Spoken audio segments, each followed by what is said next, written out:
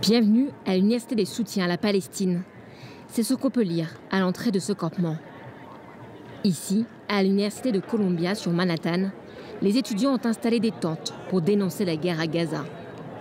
Ils souhaitent que l'université renonce à tous ses engagements avec Israël. Le campement s'est installé le 17 avril au matin. La direction de l'université a contacté la police pour le démanteler. De nombreux étudiants ont été arrêtés, comme Catherine, 26 ans, étudiante en master. Ils ont été rapidement relâchés. Catherine s'est aussitôt réinstallée sur le campement.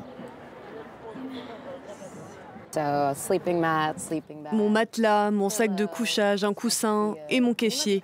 C'est ce que mes amis m'ont donné. Tout ce que j'avais a été détruit par la police. Ces étudiants restent déterminés. En tant qu'étudiante aux États-Unis, les États-Unis étant l'un des principaux soutiens financiers d'Israël et donc du génocide qui se passe en ce moment en Palestine, j'ai décidé de dénoncer ce pays qui non seulement finance, mais aussi fabrique beaucoup de bombes qui sont larguées sur Gaza. Toutes les armes qui contribuent à ce génocide sont financées par des organismes tels que les universités comme Columbia à travers leurs investissements.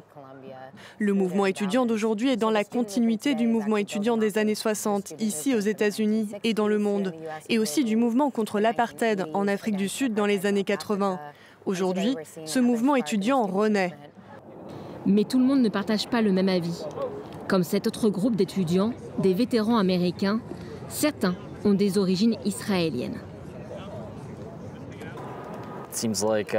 On a l'impression que l'université a complètement perdu le contrôle de la situation et personne ne sait ce qu'il va se passer.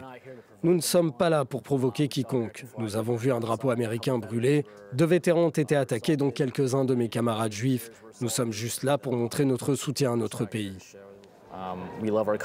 Sur le campement, les étudiants rejettent les accusations d'antisémitisme et assurent qu'il s'agit d'un mouvement pacifiste.